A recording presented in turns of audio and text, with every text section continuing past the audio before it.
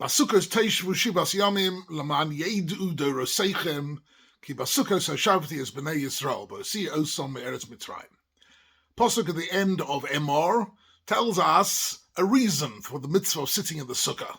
Torah doesn't often give us explicit reasons, but in this particular case we're told we don't just sit in the sukkah, an act of leishev basukkah, but there's another dimension to the mitzvah, which is a mitzvah of yediyah. L'man yedu doroseichem.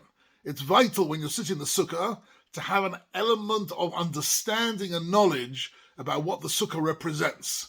So I want to spend a couple of minutes having a bit of a closer look at what actually does the sukkah represent. And one of the interesting things is, famously, we find in the Gemara in Sukkah, Daf Yud Aleph, a famous debate between Rabbi Akiva and Rabbi Eliezer.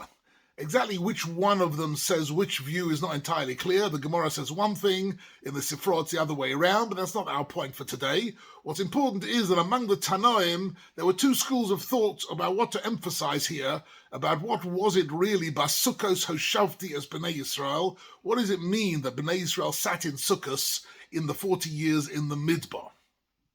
So one view is that Sukkos means Sukkos Mamash, that they made for themselves huts. In other words, they weren't living in a diras keva, they weren't living in fixed buildings, they were living in temporary buildings, a diras arai for 40 years. They were managing to live under those conditions, and that's what we're commemorating by sitting in the sukkah.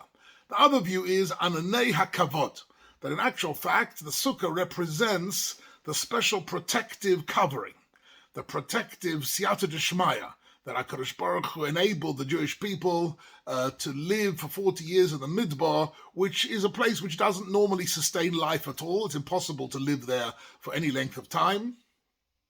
But HaKadosh Baruch Hu miraculously looked after Klal Yisrael, so it refers to the miraculous way in which Klal Yisrael survived throughout the ages, and that's a thought worth thinking about when we're sitting in the Sukkah. But I was thinking that maybe one can look a little bit deeper at this debate between Rabbi Eliezer and Rabbi Akiva. What are they really trying to say here between these two different interpretations of Basukos Hoshavti? And this discussion is quite important if you want to fulfill the mitzvah properly, L'man yedu doroseichem, to understand the issue of sitting in the sukkah from both perspectives. So I think it's interesting maybe to use a pasuk from this week's parsha from Ha'azinu to illustrate this particular duality of understanding that Chazal have. Because we generally speaking have a principle that when there is a machlokes tanoim, especially in matters of agadata, of ashkafa, that it's elu va'elu divrei Elokim chayim, meaning that there's no real debate. They both are highlighting a different aspect of the same truth. And the truth is our deep connection to HaKadosh Baruch Hu. Having been through Rosh Hashanah Yom Kippur, we're now able to sit tachas kanfei hashchina v'samachta b'chagecha and live in a state of simcha, confident that we are surrounded by the kanfei hashchina. But there must be something in this debate worth looking at.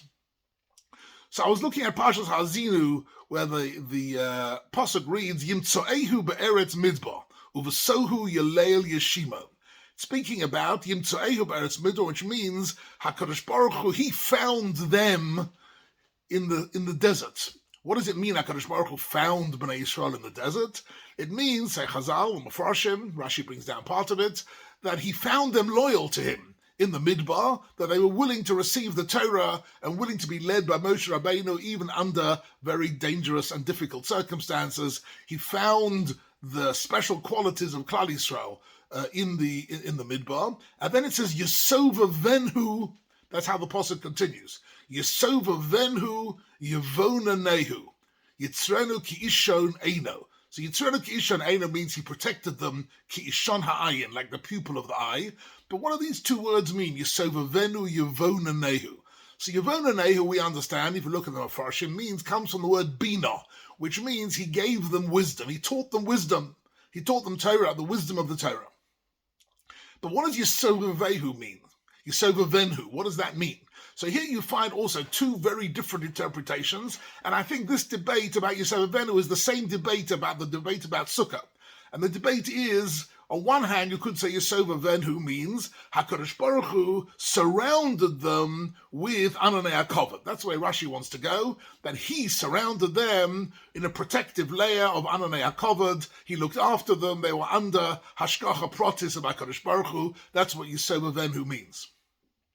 But it could also mean something else. The Kli Yakar brings down, the Sforno mentions as well, it could mean that Yisov Avenu is actually a different reference. It could be from the Sivuvim. It means that HaKadosh Baruch Hu made them go round in circles in the Midbar. Yisov Avenu. So Yisov Avenu either means he encircled them or he led them round in circles. What's the difference? The difference is, what's the emphasis of this pasuk? Is it a shevach of HaKadosh Baruch Hu? Are we praising God? That Yisov Avenu means that HaKadosh Baruch Hu's hashgacha was so massive that he protected and he surrounded us? Or is it a praise of Klal Yisrael, that they were willing to go, Lechtech Acharai Bamidbar B'Eretz Lo Zarua? Maybe that's the pshat. And I think that is actually the debate between Rabbi Akiva and Rabbi Eliezer, what the emphasis is, because both is true. It's also true that the hashgacha of HaKadosh Baruch Hu in the Midbar was extraordinary, and that hashgacha follows Klal Yisrael throughout the ages, that we're always living tachas kanfei Ashchina. But it's also true to say that the Torah wants to emphasize, that the Sukkah comes to emphasize the gadlus of Klal Yisrael, that Klal Yisrael were able to live even under impossible circumstances, Lechtech Achrei Bamidbar, Zacharti Lo Chesed Neurayich, that this was a great achievement of Klal Yisrael at this stage in history, that they had Emunah Shalema and HaKadosh Baruch Hu, and were willing to be led in round and round in circles in the Midbar, and still maintain their Emunah. So I think that is when you're sitting in the Sukkah and you're thinking about the symbolism of the Sukkah, it contains both a Shevach of HaKadosh Baruch Hu and a Shevach of Klal Yisrael. And this is a famous Gemara in Brachos Davov, which speaks about the tefillin of HaKadosh Baruch Hu. That were HaKadosh Baruch Hu to wear tefillin, agadically, then what would be written in his tefillin? And the answer is, if our tefillin say Hashem Echad, HaKadosh Baruch Hu's tefillin would say, Mi ka'amcha Yisrael goy echad ba'oretz, the praise of Klal Yisrael. And this is the mutual love that exists between HaKadosh Baruch Hu and Klal Yisrael, which the Mashar calls Ani l'dodi v'dodi li. Wish you all a very good Shabbos and a Chag Sameach.